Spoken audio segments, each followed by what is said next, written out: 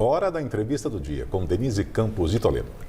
E vamos falar agora sobre a evolução da guerra entre Ucrânia e Rússia e possíveis alternativas para o fim desse conflito. Eu converso com Vitélio Brustolin, que é professor do INEST, da Universidade Federal Fluminense e pesquisador de Harvard.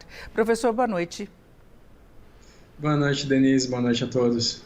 Bom, nós estamos acompanhando todos os desdobramentos desse conflito e as dificuldades do entendimento diplomático, isso desde antes, né? Desde antes da invasão da Rússia, e tem ocorrido agora reuniões, mas sem sucesso. Hoje teve mais uma. O senhor vê alguma possibilidade de entendimento? E aí eu coloco a situação dos dois países, porque a Rússia não esperava uma resistência tão forte e ela está sofrendo uma grave crise econômica em função das sanções. E aí a Ucrânia, que resiste da forma como é possível, não conseguiu ingressar na OTAN, mas vai ficar com a terra arrasada também se não houver um entendimento. Então, como é que se pode imaginar uma saída?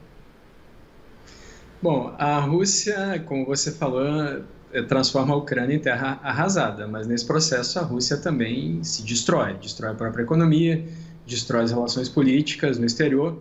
E o preço de vencer uma guerra na Ucrânia, se isso vier realmente acontecer, se a Rússia vencer, pode ser caro demais para a própria Rússia, né? Já vem sendo. O desentendimento parte também das exigências, das demandas russas, né? São 4 as principais. A primeira é a rendição militar da Ucrânia. A segunda é uma mudança na Constituição da Ucrânia para que a Ucrânia nunca ingresse nem na OTAN, nem na União Europeia, o que é muito caro para a Ucrânia, porque lá em 2013, quando caiu o Yanukovych, que era o presidente então, né, fugiu para a Rússia e sofreu um impeachment, os protestos nas ruas foram justamente porque a Ucrânia vinha negociando um acordo comercial com a União Europeia e o Yanukovych voltou no acordo que ele mesmo tinha ajudado a negociar, né, voltou para trás. Em 2016, a Ucrânia aderiu a esse acordo comercial com a União Europeia, ou seja, já existe uma aproximação. Então, o fato da Rússia bloquear a aproximação com a União Europeia é complexo, porque uma coisa é o Putin alegar que não quer a OTAN perto da Rússia. Outra coisa é vetar um ato soberano de um país de se aproximar com a União Europeia. As outras 2 demandas dos russos são o reconhecimento da Crimeia como território russo e o reconhecimento da independência de Donetsk e Luhansk. Esses aí são difíceis da Ucrânia levar, porque para conseguir esses territórios de volta, veja que a Crimeia está anexada desde 2014 pela Rússia, a Ucrânia teria que ir lá e fazer o que a Rússia faz atualmente na Ucrânia, ou seja, usar atos de força.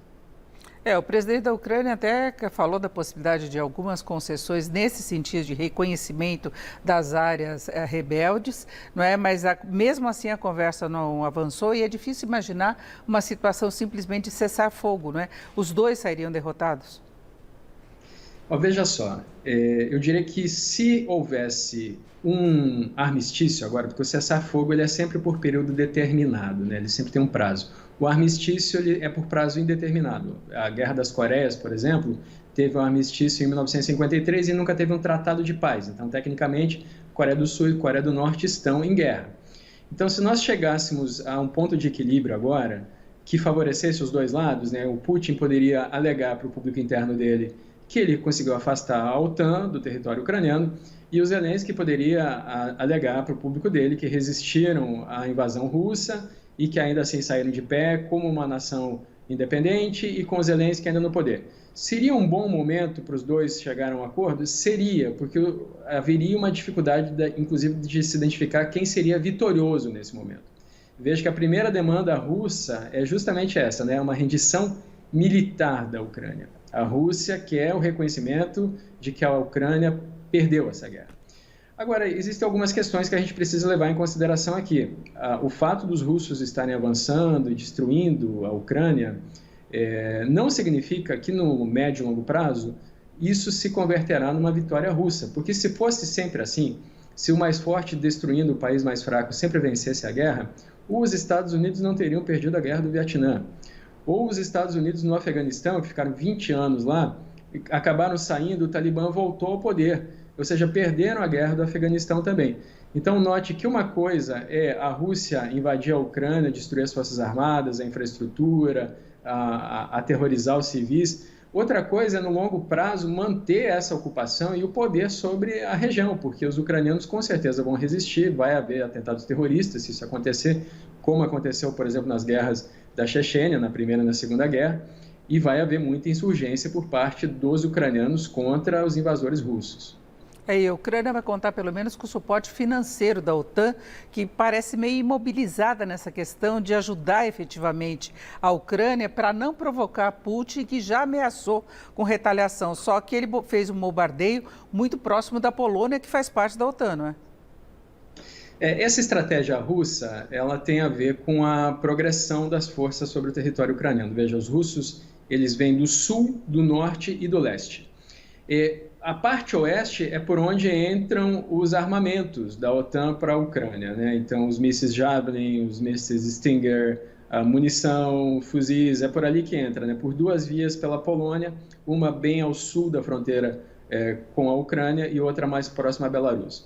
Então, até agora, é um erro estratégico que os russos não tenham fechado essas linhas de comunicação da Ucrânia com a Polônia e, por conseguinte, com a OTAN. Se eles descerem naquela parte onde foi bombardeada, a oeste, eles conseguem fechar as linhas de comunicação. Os russos não precisam controlar a parte sudoeste, ou seja, logo para cima do Mar Negro, porque aquela região é montanhosa na Ucrânia e poucas pessoas estão prestando atenção na geografia da Ucrânia, mas ela precisa ser estudada para se elaborar um plano de guerra. Então, aquela região os russos não precisam tomar porque o espaço aéreo da Ucrânia está fechado e não há possibilidade de passar com alguma rapidez equipamentos por terra por aquelas cordilheiras. Agora, como é que fica a configuração global a partir desse conflito? Porque a gente tem a Rússia isolada, talvez com uma proximidade maior da China, mas já levou a conversas, por exemplo, entre Grécia e Turquia. A gente vê a OTAN talvez agregando outros países, não é? Moldávia e Geórgia já querem entrar para a União Europeia. A gente vê um fortalecimento das forças ocidentais e o isolamento da Rússia. E aí, o que pode sair dessa situação? Essa é uma pergunta de cenário complexo. Sempre que acontece uma guerra, há uma reforma no sistema internacional. Isso aconteceu com a Primeira Guerra, foi assinado o Tratado de Versalhes, foi criada a Liga das Nações, cuja principal finalidade era evitar guerras. Só que a Liga das Nações não foi efetiva e 20 anos depois a gente teve a Segunda Guerra Mundial e aí a Liga das Nações acabou, a instituição que a substituiu foi a ONU. A ONU também vem tendo problemas em evitar guerras. Note, por exemplo, que não é porque a Ucrânia não é membro da OTAN que a Ucrânia não tem direitos. A Ucrânia tem direito de não sofrer uma guerra agressiva, porque isso é proibido pela Carta da ONU. Então, vai ter que haver alguma reforma nas organizações internacionais, especialmente no Conselho de Segurança, o que não vai ser fácil, porque os países que detêm o poder, um deles é a Rússia, né? Então são 5 permanentes, né? Rússia, Estados Unidos, China, Reino Unido e França, esses países não querem abrir mão do poder. Agora veja, indo mais diretamente à sua pergunta, o Putin ele acabou unindo, né, os europeus e os Estados Unidos, né, e isso tem um efeito colateral, né, esse ato de força do Putin, a guerra, gera uma aversão ao que ele vem promovendo no mundo inteiro, inclusive dentro da Rússia. Os europeus vão se armar muito mais na próxima década, né, vai aumentar a força de defesa, a força militar da Europa, que era o que o Putin não queria.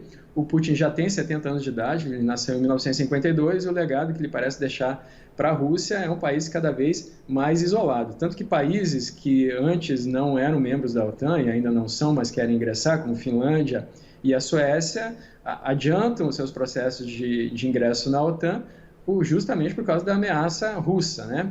Então, mesmo que a Rússia vença militarmente, essa é uma guerra que politicamente vai ser muito difícil de ser vencida. E é uma situação muito complicada economicamente. A gente fica imaginando qual que é o fôlego de Putin para manter essa situação internamente. Ele que tem prendido manifestantes, porque parte da população é contra também. Talvez não haja manifestação maior, exatamente pela atitude que ele tem em relação a isso. Mas é uma crise financeira das mais sérias que o país já enfrentou, não é? E ele tem essa retaliação também, suspendendo exportações e perde ainda mais fôlego financeiro. O Putin, quando anexou a Crimeia em 2014, ele tinha uma aprovação dentro da Rússia de 60%. Após a anexação da Crimeia, essa aprovação subiu para 80%. Só que ele sofreu sanções econômicas naquela época já, né? Então, por causa dessas sanções, a aprovação dele foi caindo, a economia russa foi piorando, o cenário político interno foi degradando. E em 2018, ele fez uma reforma previdenciária, aumentando a idade para aposentadoria, a aprovação dele caiu para 64%, quase em níveis pré-anexação da Crimeia.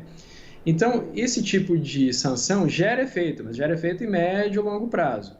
O que acontece agora é que a Rússia poderia, né, acabar com essa guerra muito rapidamente, bombardeando a Ucrânia. Isso seria possível. A Rússia tem poder militar para destruir a Ucrânia. A gente precisa entender isso. Só que se a Rússia fizer isso dessa forma, vão morrer milhões de civis e isso seria algo intolerável para o mundo inteiro. Ele está muito nessa guerra de informação, tentando restringir o que chega à população local, mas tem uma relação muito forte entre Ucrânia e Rússia, entre a própria população. Então, em alguma medida, se sabe o que está acontecendo lá. Então, politicamente, também é ruim para ele isso, e fora a perda de conforto, além da questão financeira, das grandes empresas que estão saindo da Rússia, não é? Denise, você tocou num ponto muito importante que foi a relação da Rússia com a China, porque o Putin não teria ido para essa guerra sem conversar com os chineses antes. Os chineses apoiaram a Rússia, ainda apoiam, né? Os chineses dizem que a relação com a Rússia é sólida como uma pedra.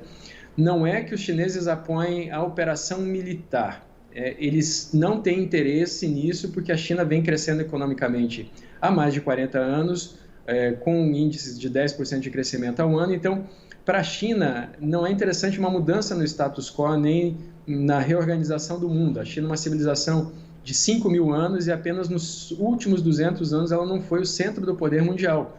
Mas ela estava voltando a ser, né? A balança do poder vinha pendendo para o leste. A ação do Putin desequilibra novamente essa ação do poder, devolve o poder para o Ocidente reage se armando e se unindo, e isso também não é do interesse chinês. Mas em algum momento a China vai ter que ser chamada, né? Hoje na ONU isso foi discutido, porque veja, por exemplo, quando a Coreia do Norte começou a fazer testes mais intensivos de mísseis nas águas do Japão, a saída foi apertar a China para prejudicar o governo do Kim Jong-un. Então, nesse caso com o Putin, em algum momento a China pode ser chamada a prestar contas.